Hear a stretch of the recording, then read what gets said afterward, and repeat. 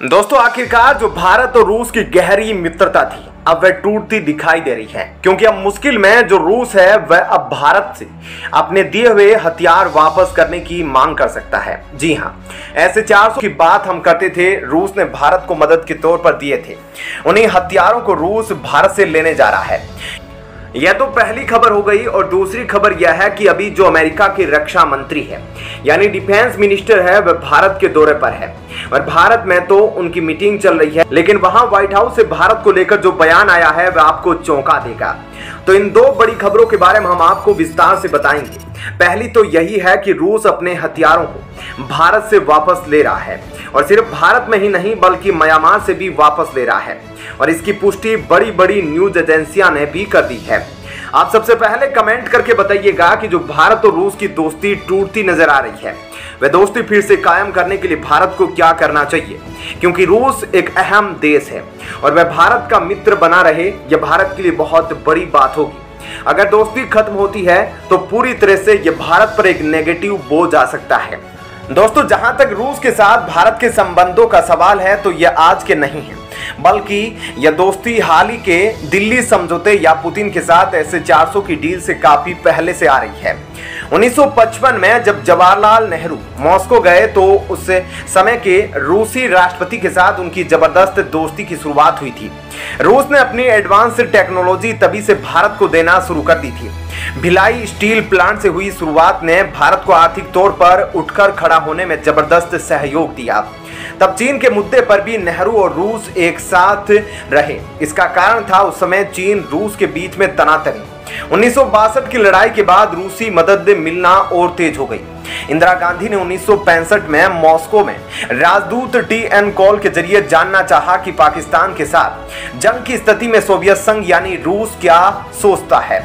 इस पर रूस ने साफ कहा कि चीन की विस्तारवादी नीतियों को रोकने में भारत मुख्य भूमिका निभा सकता है, लेकिन पाकिस्तान के साथ विवाद में खुद फंसा हुआ है। इसलिए सोवियत संघ भारत के बुनियादी हितों को ध्यान में रखते हुए आगे बढ़ेगा और भारत को भी हथियार देगा जिससे भारत किसी भी देश के चक्के छुड़ा सके।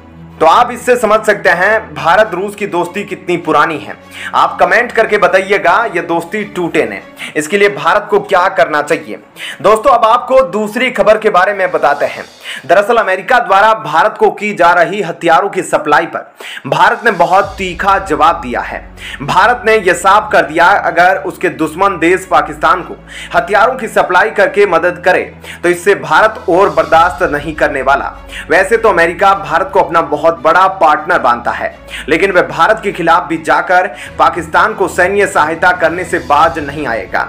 वहीं हाल ही में अमेरिका ने पाकिस्तान को $450 मिलियन के हथियारों को अपग्रेड करने के लिए दिए थे, जिसके बाद से अमेरिका के इस कदम का भारत विरोध कर रहा है और अब भारत ने साफ कर दिया है कि अमेरिका जो भारत के साथ डबल गेम खेल रहा है उसे बंद कर दे। दरअसल अमेरिका के रक्षा मंत्री भारत दौरे पर आए थे और इस दौरान भारत के रक्षा मंत्री की ओर से यह मुद्दा उठाया गया था कि पाकिस्तान को हथियार की सप्लाई ना की जाए।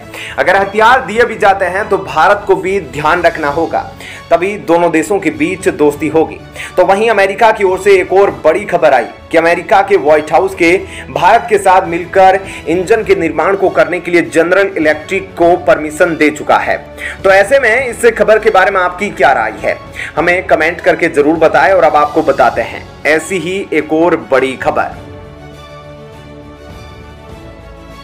दोस्तों अमेरिका काफी समय से कोशिश कर रहा था कि वह भारत को अपने साथ में लेकर आ सके, लेकिन अमेरिका की अभी सारी कोशिशें फेल होती दिखाई दे रही है, क्योंकि भारत ने अब अमेरिका को करारा जवाब देते हुए कहा है कि वह किसी भी तरह से युद्ध में अमेरिका का साथ नहीं देंगे।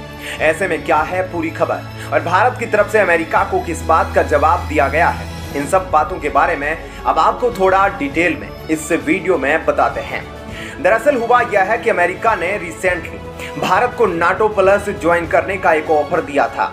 क्योंकि यह नाटो प्लस है तो यह एक तरीके से नाटो का ही एक्सपेंशन है और इसमें नाटो के साथ 5 देश शामिल है: Australia, Japan, south Korea, New Zealand और इजराइल। और देखा जाए तो ये सभी देश अमेरिका को ही फॉलो करते हैं और अमेरिका की तरफ से इनको जो इंस्ट्रक्शन मिलती है यह उसके हिसाब से ही काम करते हैं। यानी कि नाटो प्लस अलायंस की जो 5 कंट्रीज हैं वह वही देश है जो अमेरिका के कहने पर चलते हैं और अमेरिका के फॉलोअर है। ऐसे में अब अमेरिका चाहता है कि भारत इसी अलायंस का हिस्सा बने जो अमेरिका को फॉलो करते हैं। लेकिन जो नेटो है उसमें 31 कंट्रीज नाटो का हिस्सा है। इसमें ऐसा नहीं होता है। इसमें अगर किसी भी कंट्री पर हमला होता है तो नाटो के जो बाकी मेंबर है वो उस कंट्री को डिफेंड करने के लिए सामने आ जाते हैं। लेकिन जो नाटो प्लस मेंबर है उनमें से किसी एक के ऊपर भी हमला होता है तो जो नाटो कंट्री है वह उनके डिफेंस में कभी नहीं आएगी। ऐसे में आप सोच रहे होंगे कि नाटो प्लस का मेंबर बनने से भारत को क्या फायदा। बता दें कि जो नाटो प्लस के मेंबर है उनके साथ नाटो के देश इंटरनेशनल गैदरिंग शेयर करते हैं, यानी कि नेटो देशों का जो इंटेलिजेंस एजेंसी है उनको कुछ भी खुफिया जानकारी मिलती है तो वह उसे नाटो प्लस मेंबर के साथ भी शेयर करते हैं। इसके साथ ही नेटो मेंबर अपनी काफी सारी क्रिटिकल टेक्नोलॉजी या क्रिटिकल डिफेंस वेपन्स को भी नेटो प्लस मेंबर के साथ शेयर करते हैं।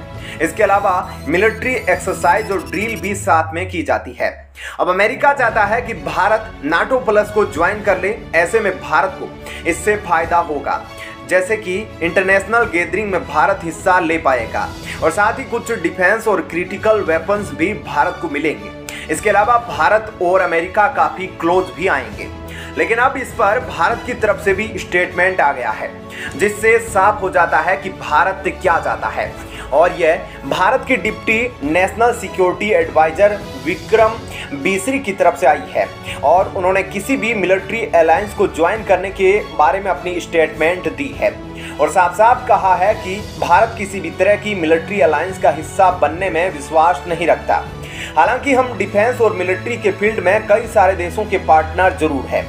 आपको बता दें कि भारत किसी भी तरह की मिलिट्री अलायंस का हिस्सा बिल्कुल नहीं है और जिसमें भारत हिस्सा भी है उसमें वह अपने आप को दूसरे देशों के बराबर का मेंबर मानता है। यहाँ पर उन्होंने नाटो प्लस का नाम नहीं लिया बल्कि सीधा मिलिट्री अलायंस कहा, जो यह दर्शाता है कि जो नाटो प्लस के बारे में बातें कर रहे थे, क्योंकि नाटो प्लस ही एक मिलिट्री अलायंस है जिसने भारत को रिसेंटली मेंबरशिप ऑफर की थी। ऐसे में चीन को इस खबर से काफी राहत मिली होगी क्योंकि चीन बिल्कुल नहीं चाहता कि भारत नाटो प्लस का हिस्सा बने, क्योंकि हाल ही में चीन की तरफ से भारत को यह वार्निंग दी गई थी कि भारत को किसी भी तरह की मिलिट्री अलायंस का हिस्सा नहीं बनना चाहिए, क्योंकि ऐसा करके भारत एक लीडर के तौर पर दुनिया में उभर कर सामने नहीं आ पाएगा। ऐसे में भारत से आई यह स्टेटमेंट दिखाती है कि भारत अकेला ही काफी है और इस समय भारत किसी भी देश को डिफेंड करने या किसी भी देश के मैटर में दखल देना बिल्कुल बर्दाश्त नहीं करता। तो ऐसे में दोस्तों इस खबर के बारे में आपकी क्या राय है, हमें कमेंट करके जरूर बताएं।